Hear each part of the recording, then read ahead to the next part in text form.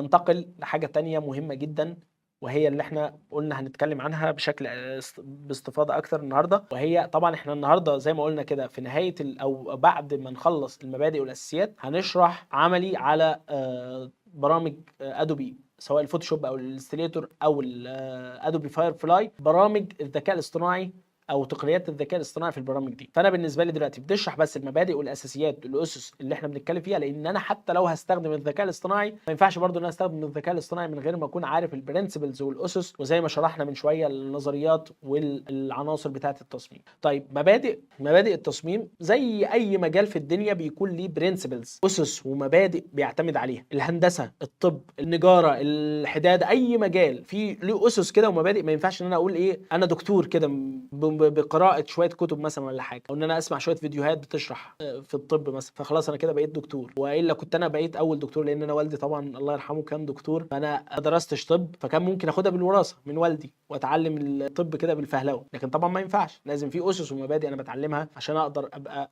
واخد الشهاده واقدر امارس المهنه دي. فاحنا برضو في الديزاين نفس الكلام، انا بيبقى عندي برنسبلز ومبادئ واسس اقدر اتعلمها عشان اقدر استفيد بيها واستخدمها في الديزاين بتاعي. في ناس كتير بتعتقد او مش بتعتقد، في ناس كتير بتغض الطرف عن المبادئ والاسس دي، يقول لك خلاص انت طالما بتعرف تكون تكوين وبتعرف تحط الاليمنتس بتاعتك في الديزاين فانت خلاص مصمم. المبادئ والنظريات ديت مش محتاج ان انا استفيد فيها او ان انا اقعد اذاكرها وادرسها، والكلام ده مش صح. انا لازم اعرف المبادئ والاسس والنظريات دي حتى لو انا هكسرها. يعني في ممكن انا مثلا ايه بتعلم اسس وبرنسبلز، بس في الاخر انا كديزاينر قادر ان انا اعمل ديزاين زي مثلا الجولدن ريشيو، النسبه الذهبيه. هل انا الواحد كديزاينر مثلا لازم استخدم الجولدن ريشيو في كل ديزاين بعمله؟ لازم استخدم النسبه الذهبيه في كل لوجو بصممه؟ لا مش شرط. لكن انا ببقى عارف الاسس وببقى عارف ان في حاجه اسمها النسبه الذهبيه، وعارف ان في نسبه ورقم كده اللي هو 1.618، فالرقم ده هو النسبه الذهبيه اللي وصلوا لها، بحيث ان انا التكوين اللي قدامي او الديزاين اللي قدامي يبقى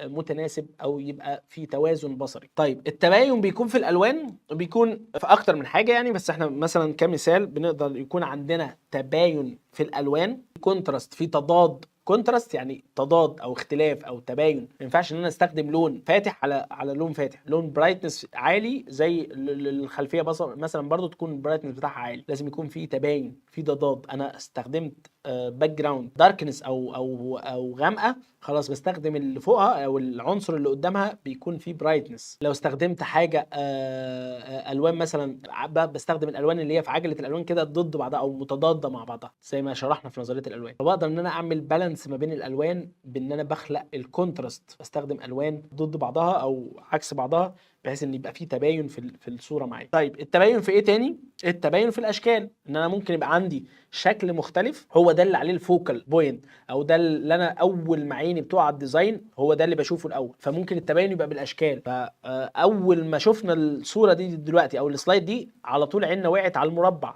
لان هو الشكل الوحيد المختلف عن باقي الاشكال اللي حواليه. لازم اكون عندي برضو كونتراست، او في الديزاين بتاعي بستخدم كونتراست الاشكال او التباين في الاشكال. تمام. طيب اللي بعد كده التباين في الاحجام، برضو يبقى عندي حجمين مختلفين زي ما انتم شايفين دلوقتي في الصوره اللي قدامنا دي، في تباين كبير جدا في الاحجام. الصوره اللي على اليمين ديت الدايره اللي في النص دي هي نفس حجم الدايره اللي على الشمال، بس ايه الفرق ما بينهم؟ ان الاحجام اللي حوالين الدايره دي كبيره فمبينه لي ان الدايره صغيره، لكن هنا في الجزء اللي على الشمال الدوائر اللي حوالين الدايره حجمها صغير فمبينه لي ان الدايره دي كبيره. فعامل كونتراست او تباين بالاحجام، مبين هنا الحجم ده انه حجم صغير، ومبين هنا ان الحجم ده حجم كبير. اهو زي ما احنا شايفين في المثال اللي تحت، اهو الدايرتين هنا قد بعض، بس انا بيديني ايحاء كده من اول ما ببص على الديزاين ان الدايره دي صغيره رغم ان هي نفس حجم الدايره دي، وانا اتهيالي برضو ان الدايره دي كبيره، وهما الاثنين قد بعض. في كونتراست في التايبو، وفي ناس كتير جدا بتغفل عنه وانا بقى بشتغل في الديزاين بتاعي. وانا بعمل اي ديزاين بكتب التايبوجرافي او العنصر او التكست بتاعي على الديزاين، ممكن اعمل كونتراست وتباين ما بين العناصر ما بين التكست. استخدم نوعين زي ما احنا قلنا من شويه انواع الفونتس والاختلاف ما بينهم، برضو اقدر استخدم نوعين من الفونت، سيرف مع سان سيرف، او سيرف او سان سيرف مع سكريبت، او مثلا بلاك مع بلاك ليتر مع هاند رايتن. فاقدر استخدم لونين او نوعين من الفونت بحيث ان انا بخلق كونتراست ما بينهم. زي ما احنا شايفين لو انا شفت هنا كده، ده عيني وقعت على الجزء ده على طول. ليه؟ لان هو واخد بولد وواخد ومعمول سكريبت رايتر او هاند رايتر، فمخليني انا عيني وقعت عليه على طول. فده اسمه الكونتراست، ان انا بخلق التباين عن طريق التوازن ما بين الايه او التضاد ما بين الفونتين. طيب في بالانس البرنسبلز برضه من ضمن الاساسيات او البرنسبلز اللي بنستخدمها في الديزاين، وهو البالانس. يبقى احنا قلنا على الكونتراست الاول حاجه، ثاني حاجه معانا هي التوازن والبالانس. السيمتريكال اللي هو ان انا ببقى اخلي الديزاين بالنسبه لي متوازن، الجزء اليمين زي الجزء اليسار، مش لازم يبقى زيه بالظبط بس يبقى فيه توازن بصري. انا لما اشوف الكتلتين ما بحسش ان في كتله صغيره وكتله كبيره او كتله شاذه عن كتله، لا بحس ان في توازن بصري في الكتلتين. واشهر مثال على كده لما بنشوف المجلات او الكتب او الجرايد او الكلام ده، بلاقي الشكل ده مثلا بيبقى فيه صوره تحتها تكست، صوره تحتها تكست. وممكن اعكس، ممكن اخلي مثلا الصوره فوق والتكست تحت، واخلي التكست فوق والصوره تحت. بس انا في النهايه اللاي اوت بتاعي او الديزاين اللي انا شايفه قدامي خالق توازن بصري، مش محسسني ان في حاجه شاذه او نشاز في الصوره. الاسيمتريكال اللي هو بيكون عكس بعض، ان انا ما بشوفش الديزاين متوازن، بلاقي مثلا هنا شكل وهنا شكل مختلف وهنا كتله وهنا كتله تانية خالص، فبلاقي ان ده عامل لي عدم توازن في الصوره. طيب البروكسيميتي او التقارب زي ما احنا بنقول، اللي هو بيكون انا مجمع اجزاء او كتل مع بعضها اللي ليها علاقه ببعضها، لون واحد فانا مجمعهم في جزء واحد، النص مثلا بالشكل ده فانا عايزه في عمود واحد في كولم واحد كده متقارب مع بعض. التقارب ده هدفه ايه؟ ان انا بخلق كتله مع بعضها بحيث ان انا عينيا لما تشوف الديزاين ببقى قادر افهم ان دول ليهم علاقه ببعض، تقارب ما بينهم وما بين بعض، فدول ليهم علاقه ببعض، فعينيا ما بتتشتتش. خلاص انا بقدر اعرف ان ده الهيدلاين مثلا، وفي سب هيدلاين او سب تكست مثلا تحته، وفي بادي تكست مثلا بالشكل الفلاني، فالاجزاء دي كلها متقاربه مع بعضها. ده برضو بنشوفه في المجلات والكتب، بلاقي النصوص مثلا اللي ليها علاقه ببعضها او الباراجرافات اللي ليها علاقه ببعضها بلاقيها متقاربه مع بعضها. فعشان كده برضو البروكسيميتي من اهم مبادئ واسس التصميم. الريبيتيشن التكرار، ان انا بيكون عندي عنصر مثلا معين ومكرره في الديزاين بتاعي باكتر من شكل، او مكرره في اللاي اوت بتاعي في الديزاين بتاعي، بحيث ان انا عايز اكد على حاجه معينه او عايز اوصل للمتلقي رساله معينه، او بعمل منظر جمالي زي ما احنا شايفين بنشوف في الرسومات المعماريه او الحاجات اللي بيبقى ليها علاقه بالفن او الرسم المعماري، فبلاقي ان في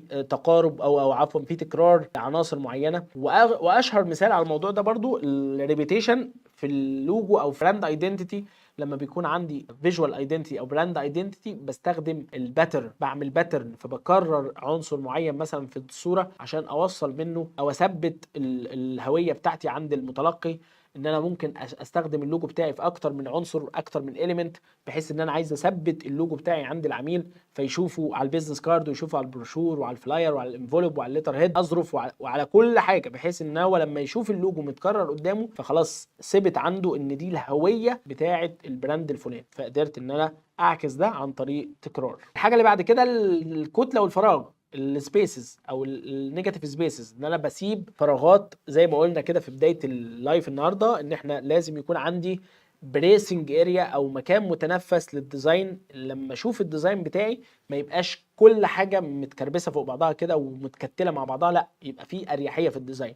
زي ما احنا شايفين المثالين دول، اللي على اليسار ده انا شايف الصوره محطوطه بشكل معين، التكست عباره عن 3 اسطر وفي 3 صور كده صغيره تحت. الجزء اللي على اليمين لا مختلف تماما، الصوره واخده جزء كبير، حيز كبير جدا، طب ليه انا اكبرها بالشكل ده؟ والتكست برضو نصوص كتير تحت بعضها، وحاطط اكتر من صوره مصغره تحت، اكتر من 4 صور، طب ليه؟ ما انا اقلل في الكلام ده واعمل مساحات بريسنج اريا وكلير سبيس ومساحات فاضيه. ونلاحظ برضو ان هو في المثالين دول موضح برضو زي ما احنا شايفين كده، داير ما يدور حواليا في فراغ، مش لازم ان انا احطهم في الاطراف كده بالشكل ده. طب ليه الزق الكلام في الاطراف بتاعتي كده؟ لا لازم يبقى عندي بريسنج اريا او كلير سبيس، مساحه الديزاين يتنفس منها. واحنا لو شفنا ديزاينين، لو انتوا شفتوا ديزاينين، ديزاين مش سايب مارجن ومش سايب فراغات في الديزاين، شايفين تصميم تاني مكتل الدنيا كده فوق بعضها، وفي تصميم تاني معمول وسايب مساحات، انتوا نفسكم نفسكم هتكونوا مرتاحين وعينيكم مرتاحه للديزاين اللي سايب مسافات. فعشان كده دايما بقول لكم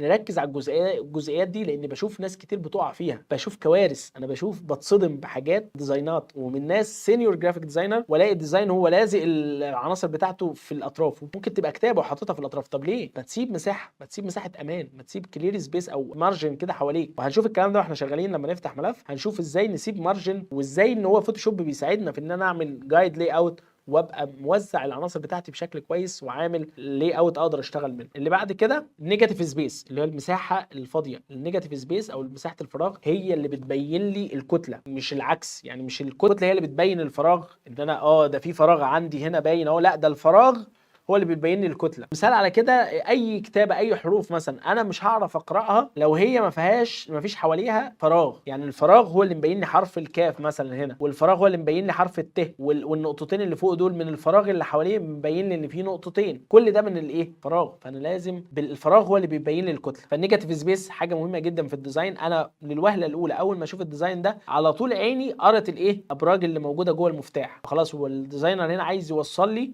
ان هنا المفتاح ده ليه علاقه بالعقارات، فخلاص النيجاتيف سبيس او المكان الفاضي هو عباره عن ابراج وعمارات بالشكل ده. التناسق او الالاينمنت برضو ده من البرنسبلز والاساسيات المهمه جدا، وبرضو بشوف ناس كتير بتقع فيه، ان انا بحط العناصر بتاعتي بشكل عشوائي وما برتبهاش بشكل افقي او شكل عمودي او شكل من الفيرتيكال او الهوريزونتال من المنتصف مثلا. فلازم ابقى عارف ان انا حتى اشهر مثال على كده في الكتابه، لما باجي اكتب هو بيقول لي انت عايز الكتابه تكون الاينمنت محاذاه من اليسار ولا عايزها من اليمين ولا عايزها من المنتصف. بنشوف الكلام ده في كل السوفت ويرز بتاعت الديزاينات وكل السوفت ويرز بتاعت التكست نفسها، وورد او اكسل او ايا كان. فبلاقي الاداه ديت مهمه جدا موجوده. الالاينمنت عايز الالاينمنت يكون من اليسار، فانا بكتب مثلا بالانجليزي فعايز الالاينمنت يكون من اليسار والكتابه كلها تبدا من اليسار. عايز الالاينمنت من المنتصف، يبقى الكتابه كلها هتبقى ايه؟ منتصف، مهما كان الاسطر بتاعتي كلها هتبقى في المنتصف. الكتابه من اليمين فهيبقى الالاينمنت من اليمين، لو انا بكتب بالعربي فانا عايز الكتابه تبدا من اليمين، او انا حتى الديزاين بتاعي مثلا عايز اخلي الكتابه كلها الالاينمنت بتاعها يبقى من اليمين. وكذلك العناصر في التصميم لازم اكون حريص جدا على ان انا اعمل العناصر بتاعتي على محاذاه،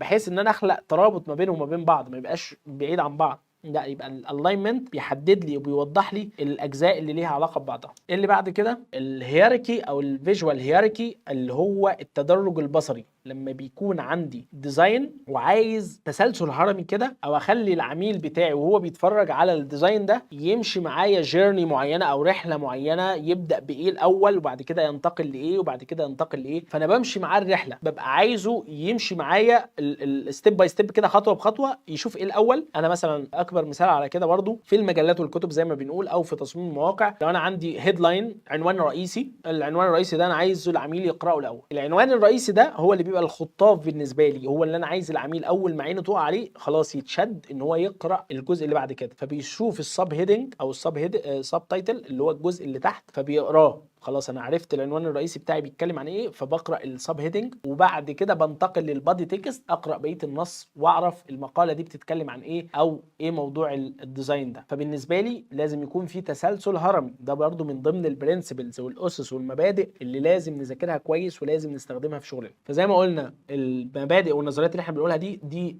مهمه جدا، ولازم نحافظ عليها ولازم نذاكرها كويس قبل ما نعمل اي ديزاين. وراجع كده اي ديزاين انت عامله وشوف انت مطبق حاجه من المبادئ والنظريات اللي احنا قلناها دي ولا لا.